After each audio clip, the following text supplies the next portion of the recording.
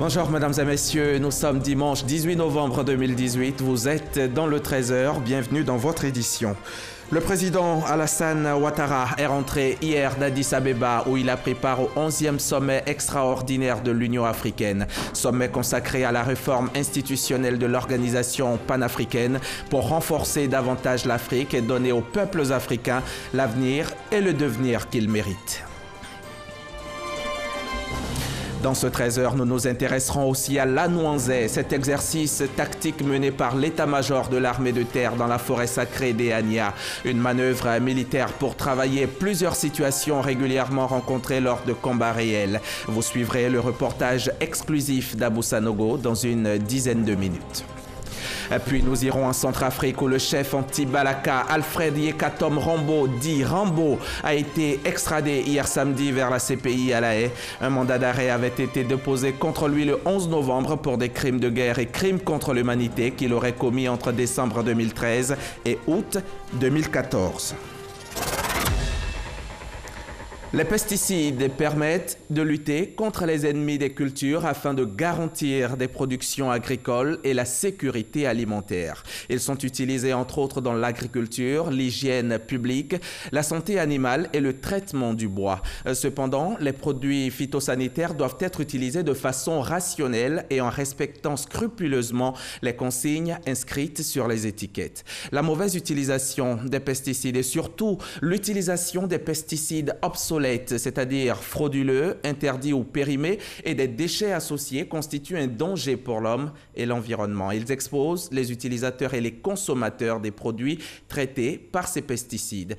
Quels sont les dangers de ces pesticides obsolètes pour l'homme? Quels sont les dangers pour l'environnement, pour l'économie agricole de la Côte d'Ivoire? Existe-t-il des alternatives aux pesticides de synthèse? Et voilà autant de questions auxquelles professeur Georges Quadio répondra tout à l'heure. Ce sera dans le cadre du magazine du dimanche. Bonjour professeur.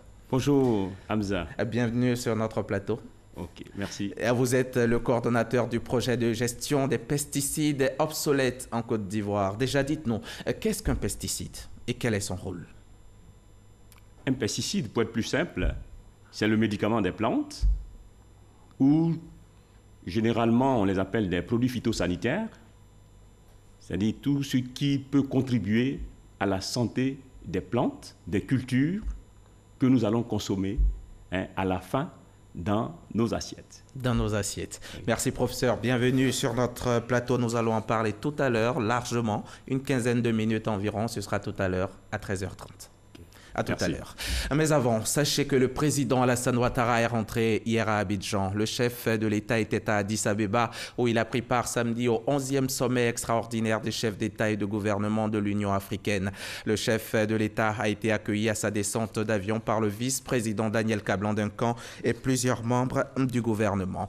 Mais sur place à Addis Abeba, je vous le disais, le président Alassane Ouattara a pris part au 11e sommet extraordinaire de l'Union africaine, sommet qui a eu lieu hier samedi est consacré donc à la réforme institutionnelle de l'organisation panafricaine. Cette session extraordinaire était présidée par le Rwandais Paul Kagame, président en exercice de l'UA. Ce sommet extraordinaire était donc entièrement consacré à la réforme institutionnelle de l'Union pour renforcer davantage l'Afrique et donner aux peuples africains l'avenir et le devenir qu'ils méritent. Retour donc dans la capitale éthiopienne avec Viviane Haïm. Si la question de l'autonomie financière de l'Union africaine a été maintes fois soulevée, tout comme les difficultés rencontrées par la Commission, l'organe administratif de l'Union africaine, pour conduire la mise en œuvre des orientations et des décisions prises par la conférence des chefs d'État, c'est bien la première fois qu'un sommet extraordinaire se réunit au siège de l'Union africaine sur ces questions qui, non résolues, empêchent l'organisation panafricaine d'être opérationnelle et efficace face aux défis que représentent l'insécurité, les guerres, la pauvreté sur le continent africain. Le sommet a réuni plusieurs chefs d'État et de gouvernement. Le chef de l'État ivoirien, le président Alassane Ouattara, arrivé la veille à Addis Abeba, avait souligné tout l'intérêt qu'il accorde à la question de l'efficacité et de l'autonomie financière de l'Union africaine. Dans sa présentation d'ouverture, le président de la Commission, Moussa Faki Mahama, a plaidé pour que des décisions concrètes soient prises par le sommet. Le renforcement des sanctions à l'encontre des États qui ne sont pas à jour de leur contribution au budget de l'Union ouvre la voie à une action plus déterminée en ces domaines. Dans le même esprit, il est impératif que le processus engagé pour la détermination du nouveau barème de contribution soit parachevé en février 2019, comme proposé par le Conseil exécutif. Le président en exercice de l'organisation, le président rwandais Paul Kagame, pour sa part, a invité le sommet à taire les controverses et à parler d'une seule voix, rappelant la mobilisation exemplaire de l'Afrique pour le poste de secrétaire général de la francophonie. Je tiens à vous remercier. C'était grâce à votre appui sans faille qui a assuré le succès de votre candidat à la tête de la francophonie, la victoire de Louise Mushikiwabo. Encore une fois, ceci démontre que lorsque nous sommes unis, rien n'est impossible au continent. Occasion aussi pour le président en exercice de l'Union africaine de faire une adresse à l'intention du président Ali Bongo Ondimba, dont le pays, le Gabon, est membre de la francophonie. Nous souhaitons à notre frère, le président Ali Bongo, une guérison rapide ainsi que la stabilité pour son pays, le Gabon. La cérémonie d'ouverture a ensuite fait place au huis clos des chefs d'État et de gouvernement.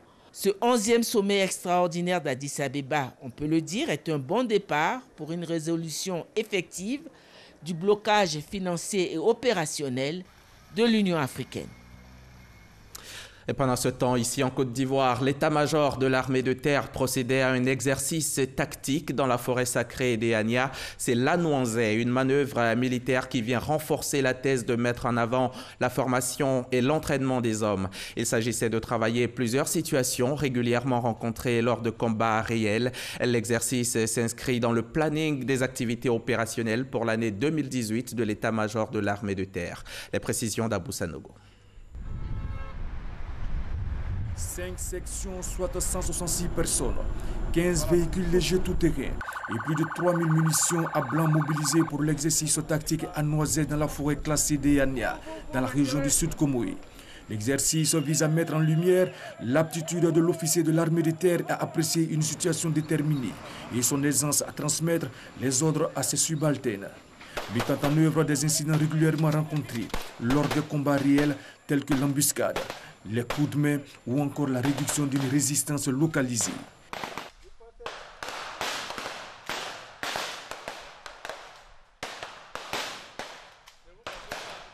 L'exercice a permis de contrôler l'habileté du chef de section à mettre en pratique les acteurs élémentaires du combat et de s'accommoder de la vie en campagne, milieu naturel du soldat. À Noisé consistait pour les troupes constituées en majorité de combattants à pied ou sur véhicules légers de répondre à la menace ennemie en interdisant le franchissement de l'axe Malamalakro, Maféré, Dibi, Akressi et Blanc-Noir à travers une contre-infiltration au nord de la zone, précisément dans la forêt classée d'Eania.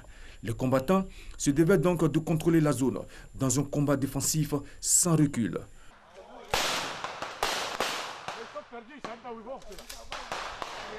Forcing de barrage défavorable, bombardement d'ennemis en progression sur zone amie, réduction d'une résistance localisée ou encore évacuation de blessés sur la ligne de front. Les hommes se doivent de suivre un entraînement continuel pour une meilleure adaptation au théâtre des opérations. Un volet humanitaire, second point de l'exercice militaire marqué par la réhabilitation des salles de classe de l'école primaire publique d'Adaou. 700 hommes, femmes et enfants ont pu bénéficier aussi de soins usuels de la part de la chefferie santé de l'armée de terre. L'armée veut s'inscrire désormais dans le rapprochement avec les populations.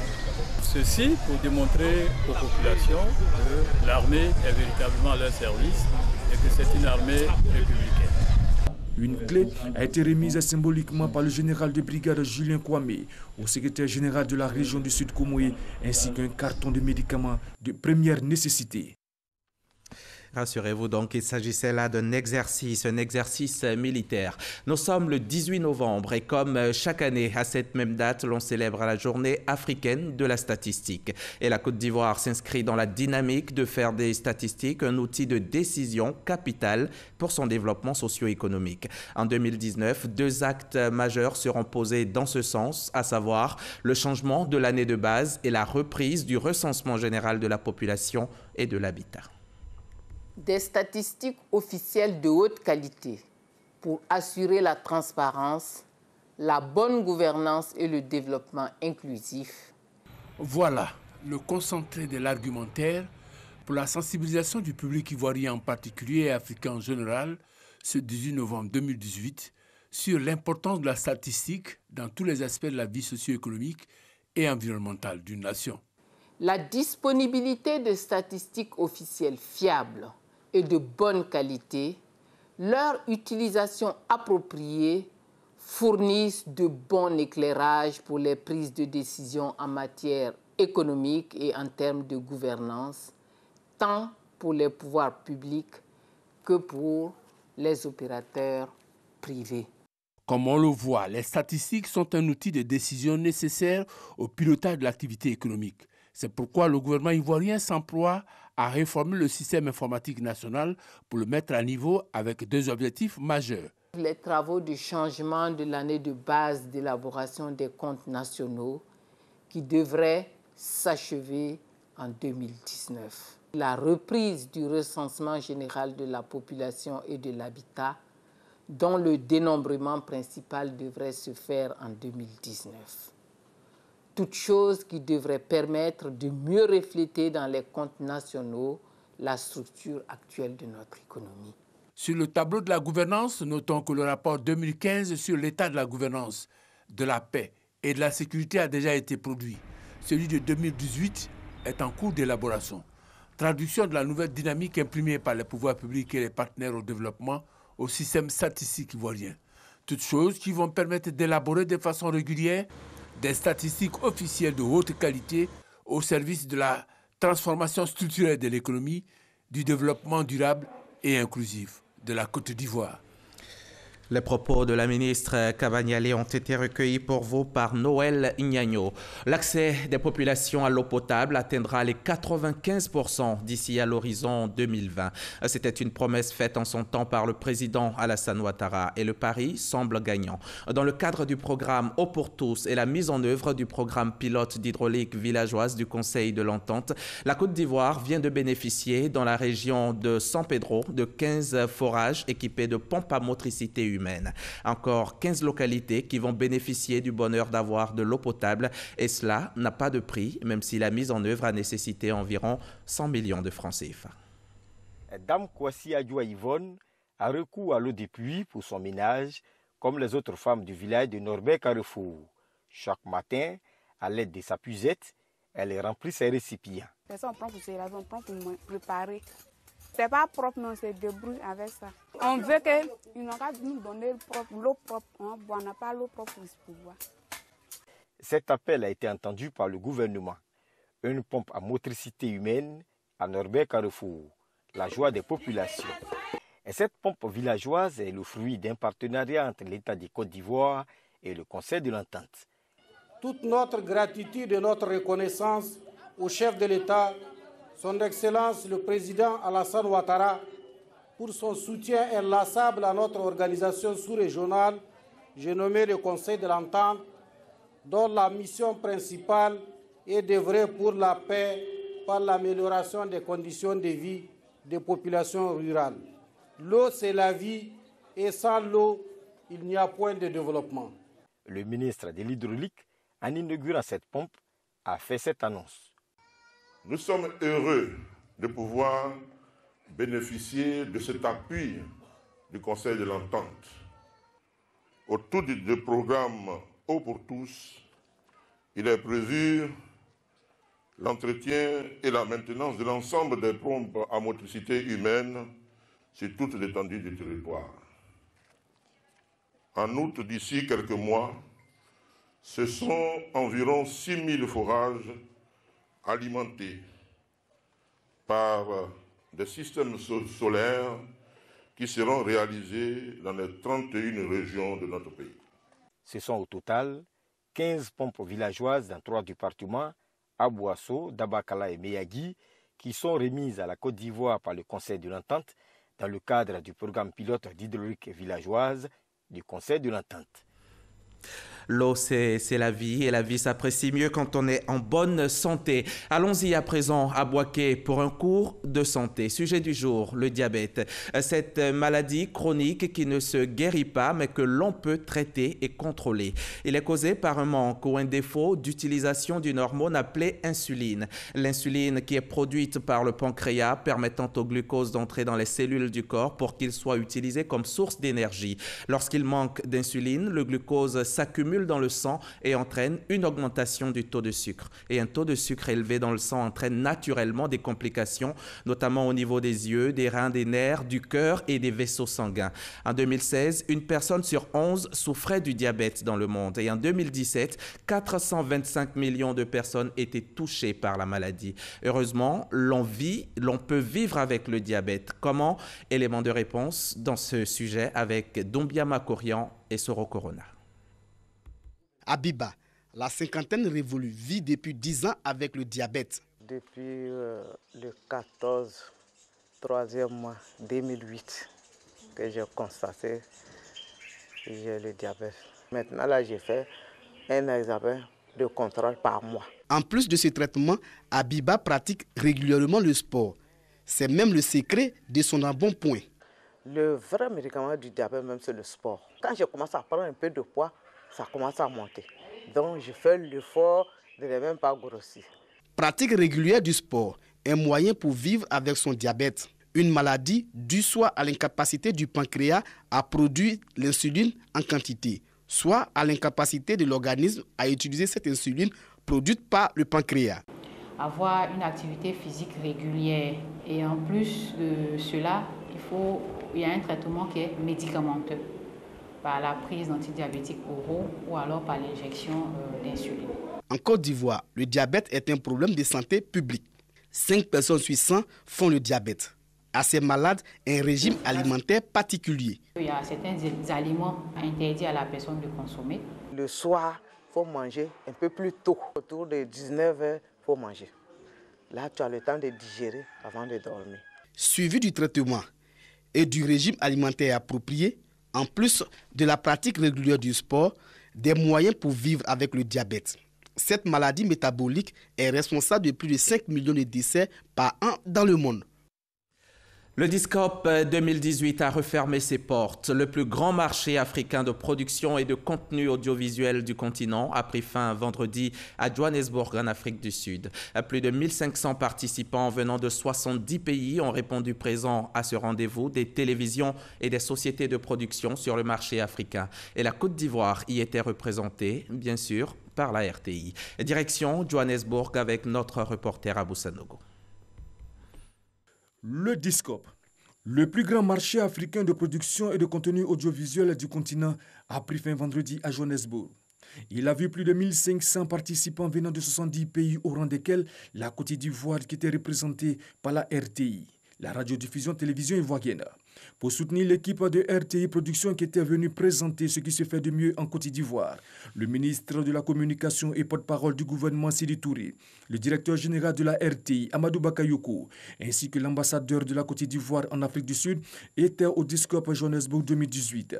Le ministre de la Communication Sidi Touré, après avoir fait un tour de cette exposition et du stand de la Côte d'Ivoire, s'est félicité de sa présence à ce grand rendez-vous. Sidi Touré et la délégation ivoirienne ont également eu l'occasion de visiter la SABC, l'équivalent de la RTI en Afrique du Sud, puis ont eu des échanges avec le directeur général de la radiodiffusion télévision sud-africaine.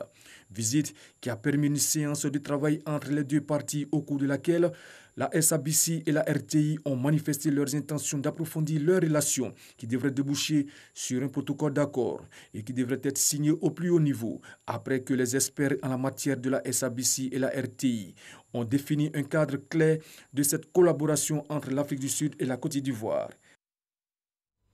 Lui a tourné dans plusieurs films sur les antennes de la RTI et même au cinéma. En plus d'être acteur, il est également réalisateur et metteur en scène. Sidiki Bakaba, c'est de lui qu'il s'agit. Il est de retour en Côte d'Ivoire après plusieurs années d'exil à l'extérieur. Cet homme de culture par excellence est actuellement célébré par le monde scientifique. Et cela à travers un colloque international organisé par le groupe de recherche en art du spectacle. Sidiki Bakaba, un engagement au service des arts du spectacle africain.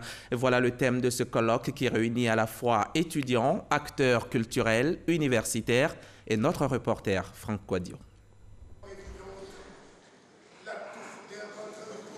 Cette attitude caractéristique, le verbe toujours haut et la voix de Stentor, il l'a toujours. Sidiki Bakaba, même quand il dit une portion de texte de Bernard Dadier, extraite de Béatrice du Congo. Il est de retour après plus de 7 années d'exil suite à la crise post-électorale. Sidiki Bakaba, acteur, réalisateur, metteur en scène et scénariste ivoirien, répond à l'invitation du groupe de recherche en art du spectacle. Être invité par des hommes de culture, des hommes qui ont cette mission noble de transmettre et qui m'ouvrent symboliquement un lieu qui est ici, l'université portant le nom de Félix Houphouët-Boigny. Je suis heureux que mon retour, le premier pas que je pose en Afrique après 7 ans, dans mon pays, ce soit ici.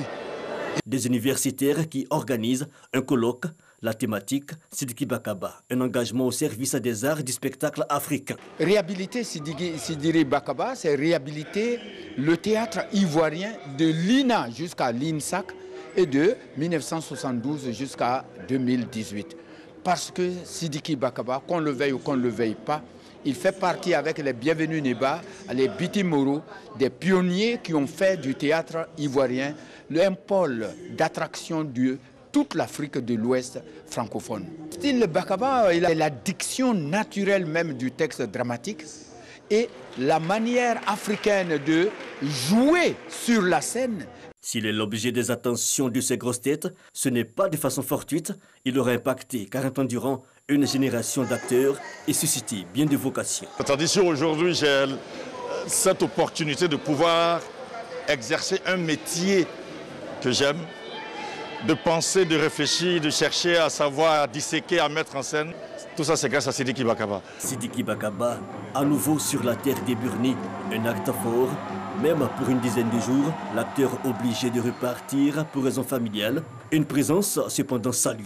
En faisant le pas vers votre pays, vous montrez, chers frères Sidiki Bakaba, chers aînés, chers monuments de notre culture, que les chemins de la culture et des arts s'ouvrent sur les lumières et les fraternités retrouvées.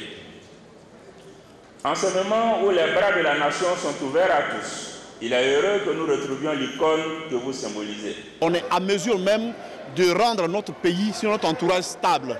Et ça va être notre mission, nous autres qui sommes rentrés au pays. Et c'est pourquoi je salue Bakaba. Le colloque international sur l'œuvre de Sidiki Bakaba, débuté vendredi dernier, dure 3 jours. L'acteur, réalisateur, metteur en scène a réalisé une quarantaine de productions cinématographiques et une vingtaine de mises en scène et autant de rôles et d'interprétations dont les célèbres Pétanqui et Roue libre. Ma tête, il y a encore du travail à faire, même en chaise roulante. Nous sommes maintenant à la page religion de cette édition. Le Rassemblement chrétien du réveil prophétique et social africain, en collaboration avec le Présidium des pasteurs de Bouaké, a organisé ce jeudi un programme symbolique. Et cette séance, dénommée Chrétiens et musulmans de Bouaké fêtent la paix, avait pour objectif d'encourager la réconciliation nationale, l'amour, le pardon et la paix. Et le témoignage de Ange Kouakou et Kader Sogodogo, nos confrères de RTI Bouaké. Musulmans et chrétiens fêtent l'unité et la cohésion sociale à Bouaké à l'occasion de la Journée nationale de la paix. Une occasion pour les guides religieux d'exhorter les uns et les autres à cultiver la paix sans distinction de religion, car Dieu est synonyme de paix. La Côte d'Ivoire a été balafrée à cause des incompréhensions. Et 2 groupes religieux ont été, je peux dire, indexés. Mais ce que les gens ont dit n'est certainement pas fondé. Vous avez compris de par l'intervention du représentant des imams que la religion musulmane prêche l'amour et la paix. La Côte d'Ivoire a besoin de paix et l'implication des leaders religieux est primordiale. L'unité entre les responsables des différentes communautés religieuses qui se développent est un message d'espoir pour la commune de Bouaké qui a tant souffert des crises successives. Chrétiens musulmans, que nous sommes ensemble. Donc nous devons prier pour la paix. C'est pour cela que vous avez vu de suite, les chrétiens ont prié, les musulmans ont prié. Tout le monde est aspiré à une seule chose, c'est que la paix, rien que la paix. On veut relever le défi pour montrer à l'humanité tout entière que nous sommes en paix et que nous voulons que la paix. Et nous sommes d'accord pour ce que la Côte d'Ivoire célèbre aujourd'hui, la paix. La journée nationale de la paix est célébrée chaque 15 novembre de l'année. Une journée initiée le 7 mars 1996 par décret par l'ex-président Henri Konan Bédié. Au même moment, ici à Abidjan, les fidèles chrétiens de Koumassi Sikoji, eux, célébraient les 10 ans de la paroisse Sainte Trinité, moment au cours duquel ils ont réaffirmé leur foi dans le Seigneur Jésus-Christ. Louanges, méditation et exhortation ont donc marqué ce jubilé d'État. C'est ce que nous dit Issa Chonayeo. C'est en 2008 que la chapelle de la Sainte Trinité de Koumassi a été érigée en paroisse. 10 ans après, l'heure est au bilan. À un moment donné, il faut savoir marquer un arrêt et puis penser un peu, faire le bilan de tout ce que nous avons eu à entreprendre. Quand nous voyons les débuts de cette église, ça n'a pas été facile. C'est un sentiment de joie qui nous anime, mais en même temps un défi à relever. 10 ans, ça fait un petit passé. Il y a eu un passé douloureux ici, mais grâce à Dieu, les gens ont tenu jusqu'à aujourd'hui et leur foi a gagné en maturité. Louange, méditation et exhortation étaient les temps forts de ce jubilé d'été.